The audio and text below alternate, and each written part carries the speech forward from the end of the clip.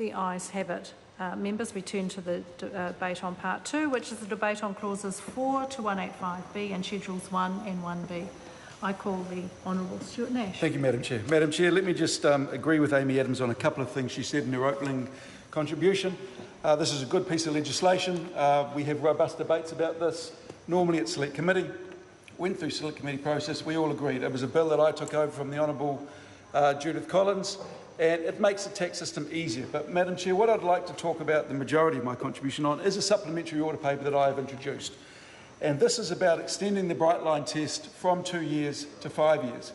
Now, what I've heard this afternoon is a whole lot of people talking about how investors are going to get caught by this bright line test. But, Madam Chair, I dispute that. I myself own rental property, and I don't consider myself to be a speculator. I'm an investor. I have bought the property to hold on to for rental yield. Madam Speaker, before the 2-year bright line test came in, we had something that was called the intention test in the Income Tax Act.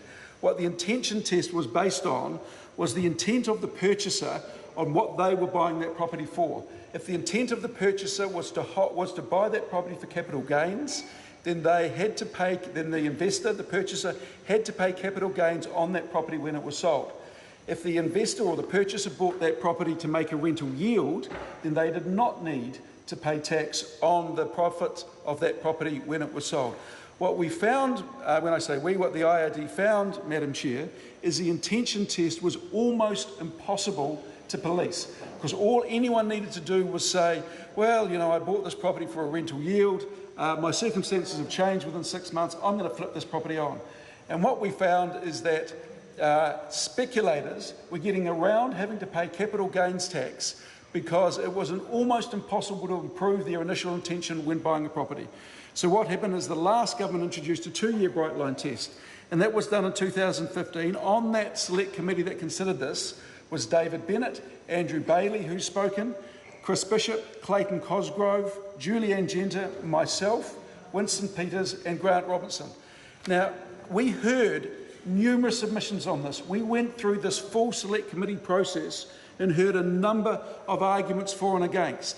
But one thing I will say, Madam Chair, is that the Labor members on that select committee and all the speeches we gave when we were debating this bill in the House talked about the fact that 2 years was not long enough, it had to go to 5 years. And the reason we said that, Madam Chair, at the time is because even then Treasury could not determine how much money this was going to bring in.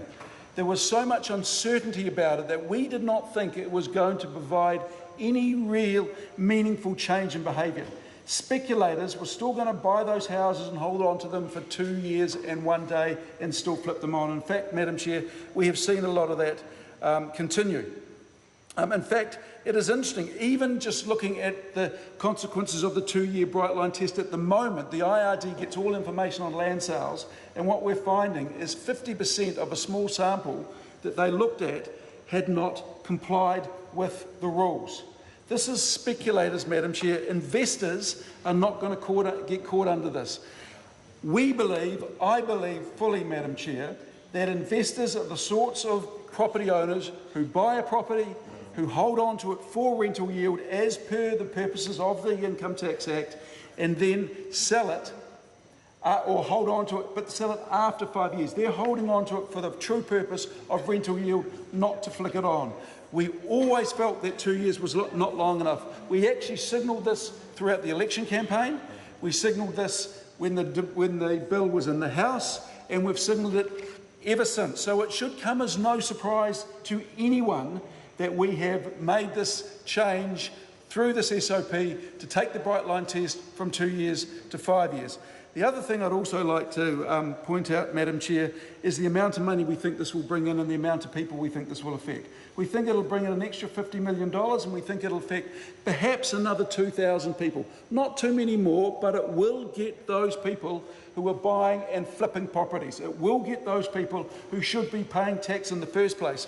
And Madam Chair, the reason that this is important is because we believe that if you are making income out of rental property, out of selling rental properties, you should be brought into the tax system. So this is about enhancing the integrity of the tax system. most important, Madam Chair, because we felt there were too many people who actually were getting away with not paying their fair share. So we've heard the arguments. They were presented in front of the Select Committee. We know what they are. We think this is the right thing to do. Yeah, I call the Honourable Judith Collins. Madam Chair, apologies for the all right. wrong gender. Madam